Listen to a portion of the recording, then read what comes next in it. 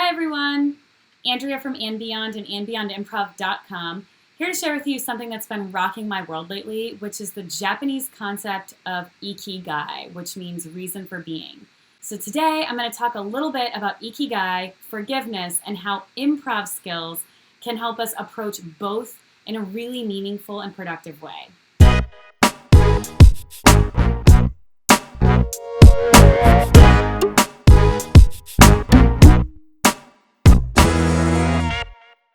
So in order to get started, it's important to know, what is Ikigai?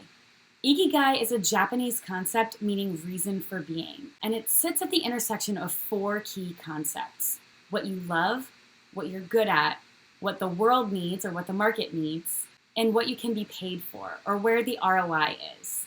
So when I think about Ikigai, I think it is so crucial because in improv, which is all of life, we need to figure out where can we say yes and. Now, usually when I introduce this concept of yes and in corporate settings, there's a little bit of pushback because they're thinking, Andrea, we can't say yes and to everything or it would be chaos. And I'm thinking, exactly. Yes and is a much more complicated concept than what meets the eye. And the reason is that saying yes in life is a more complicated thing than we often realize. Saying yes to something is automatically saying no to something else. Saying no to something is automatically saying yes to something else. Every single thing that exists has two sides. So yes and is ultimately an improviser's ability to assess what's going on and say yes to certain things, which is to build upon certain things if they fit the theme, if they meet the overarching goal of this scene or of the show as a whole. So Ikigai is what helps us understand what that through line is. Ikigai helps us understand what is the point of our scene, what is the point of our business, what is the goal of our career. That is what Ikigai is. And that will help us understand how to collaborate more effectively. It will help us understand where to plug in our creative contributions in order to build a show, a scene that we are really, really proud of and that we feel good about.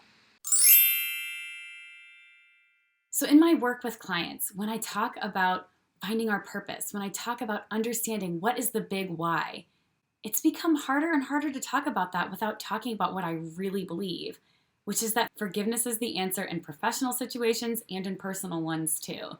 So when we talk about Ikigai, I think it's important to understand that the only way to truly reach Ikigai is to embrace forgiveness. And here's the reason. In order to live in our Ikigai, we need to believe it's possible to live in our Ikigai, which is to say, we need to believe it's possible that we can be really good at what we love, and that we can get paid to do what we love, and that the world needs the things that are uniquely ours, that there's a place in the world for the things we love to do that we're good at. And a lot of us are holding on to baggage that makes us think that those things aren't possible. A lot of us are holding on to things that make us believe that it's not possible for us to really get good at something that we love and for us to get paid well to do it. So in order for us to live in our Ikigai, we need to identify what our limiting beliefs are, identify the origin of those limiting beliefs, and then choose better beliefs. And this, my friends, is what I believe forgiveness is. Improv is a really fun way to do this incredibly important and sometimes vulnerable work. So there's a few improv skills that I want to introduce to you that I have found to be so incredibly meaningful when it comes to forgiveness. The first one is the skill of choosing curiosity instead of certainty. Certainty is ultimately what we're doing when we look back at a situation and we are sure we know what it's about, or we are sure of what someone's intentions were when something happened. Choose curiosity when you're thinking about the things that happened, as you're identifying your limiting beliefs and figuring out what it is that is keeping you out of Ikigai and figuring out, when did that happen? Where did that come from? Choose curiosity as you're exploring that. Number 2 is having perseverance in creative thinking and hanging in there a little bit longer, trusting there is something here for me. There is something that I can build with. I will find something useful that will help me find my way forward. That is incredibly valuable work to do. So practice that skill as you are starting to unpack the origin of some of your limiting beliefs. Make sure to give that creative inspiration a little bit of staying power. Number 3, silence is not an emergency. This is one of my favorite things that I've learned as an improviser. There is so much good that happens in silence. It can be the perfect opportunity for the audience to come alongside, for the tension to build just right, for the perfect payoff. We do not need to be afraid of silence. So often we are, and then we rob silence of the opportunity to do its thing and to ultimately pay off with this wonderful reward. So just be careful as you're unpacking in those moments of silence, in those moments when you're just not sure what's going to happen next.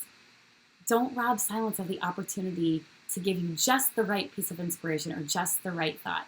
And the fourth thing I've learned as an improviser that helps so much when it comes to forgiveness is remembering that your scene partner is more than the worst things about them. You might be right, that you might actually have factually seen something in your scene partner that you didn't like, that was not a desirable quality. But the thing is, your scene partner is more than the worst stuff about them. So hang on to that and remember that. That will make it a lot easier to give them a little bit of grace, or give yourself a little bit of grace if that's what the situation calls for.